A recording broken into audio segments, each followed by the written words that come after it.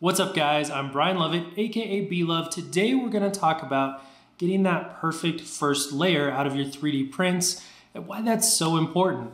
Let's get into it.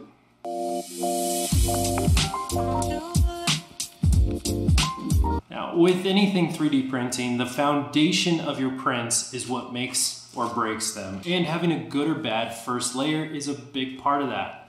Here's an example of an awful first layer, as you could tell. With this one, it appears that the print head was too close to the print bed, and so you get all this tearing throughout here. This one's pretty good, but again, you get a little bit of tearing and globbing, so we can probably fix that. Now, by default, when you fire up your Prusa printer, the built-in Z calibration uses this little flimsy zigzag pattern, and then it has one square at the end that it prints down here. And honestly, it only takes about a minute or two to print, and you don't get much time to actually adjust the Z axis. The other problem is it just has that one square in the kind of bottom left-hand corner, but you want to make sure that your print bed is level all the way across and that you're getting a nice print everywhere. That first layer is so critical to having good prints. So I'm going to use an aftermarket file that somebody else created that actually has 9 squares. So it gives you time to go through and calibrate and test on each square and to make sure that your print bed is level all the way across. Now we're gonna start that file printing, and in the meantime, a lot of people ask, well, how do you prep your bed for PETG printing, PETG? And I just use isopropyl alcohol, pour a little bit on there, wipe it off with a clean paper towel, and that's about all you need. Now, if you're printing PLA, PLA doesn't stick to the bed, it doesn't adhere as well as PETG, so you're gonna wanna use the glue stick. And with that, I just take a couple swipes of the glue stick across the build plate, and then again, I pour isopropyl alcohol on it, and I just rub it a little bit to kind of smooth it out across the build plate. That seems to work really well. Right now we've got the printer heating up. I've got the file sliced in Prusa Slicer using my default settings for PETG. This is gonna give us a realistic look at some settings that I use for actual live prints, which is great because we know that if this gets calibrated well here, it should carry over and work well for the actual prints as well. We've already adjusted the Z-axis down to -1.6. Doesn't look great. Let's see if we go a little bit lower. 1.625.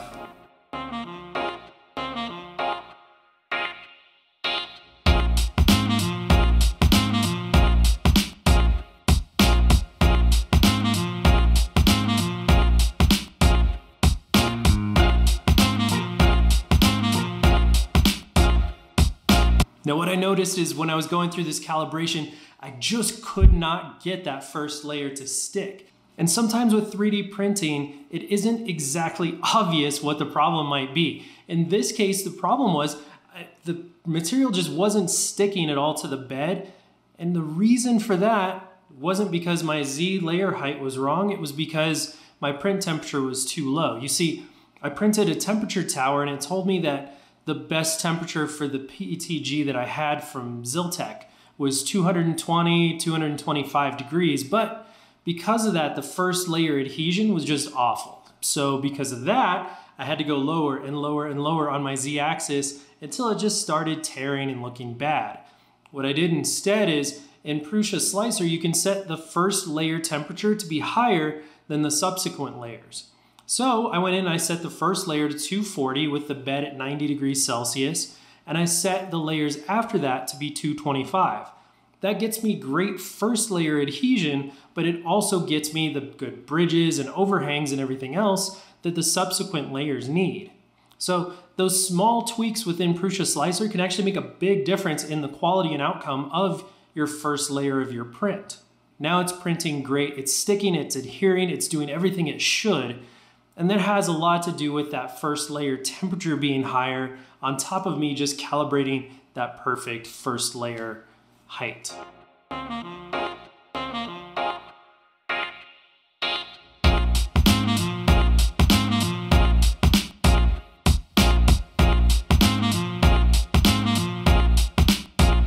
Just note, those squares were really hard to get off the print bed. They were stuck on there good, and that's exactly what you want. You want that first layer adhesion to be really strong, because think about it, that's what has to support the model the entire rest of the build process.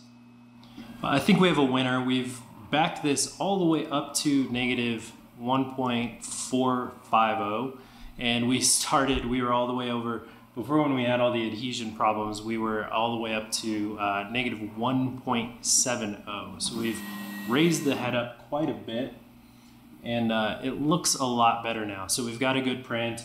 When I went any higher than that, you started to get under extrusion, where you see little holes at the edges of the infill across that first layer. So I squished it down just a little bit more, and that seems to have taken care of it. I'm gonna let this print finish, but I think this tells you a couple things. First of all, again, that first layer is so important. It's the foundation of all of your prints, so you wanna make sure it's as close to perfect as possible. Ideally, even you would use calipers to measure the thickness, and if you are printing a 0.2 millimeter first layer, you'd want the calipers to read 0.2 millimeters. I don't have any calipers right now, so I can't do that. The other thing, big thing to note from all of this, is that sometimes it's not the first layer that's the problem. If you're getting a lot of that tearing and everything else, it might be that your print bed isn't prepped properly. So if you're printing PLA, you might need to use a glue stick or clean the bed to get oils off. And if you're printing PETG, you might need to go in and set the print bed temperature higher. You may need to print your filament at a higher temperature, or you can also clean the bed there as well. Obviously, if you have any oils or anything else on the print bed, that can affect the results as well. So there you have it, guys. A lot of trial and error, a lot of setting different adjustments, setting different heights just to get it right. But as you can see, sometimes you have to do a little bit extra to get everything perfect with your 3D printing. And if you have an Ender 3 Pro, there's also an aftermarket accessory you can set up that gives you auto bed leveling. With auto bed leveling, it's gonna check the bed at multiple different points to make sure that it's completely level on all axes. And because of that, it's gonna make your prints that much better. It's also a lot easier to fine tune and get everything aligned that way. As always, let me know down in the comments if you have any questions or suggestions for a future video, and be sure while you're here to check out some of my other videos. Also hit that subscribe and bell so you don't miss out on anything in the future. Thanks so much, guys. Until next time, see ya.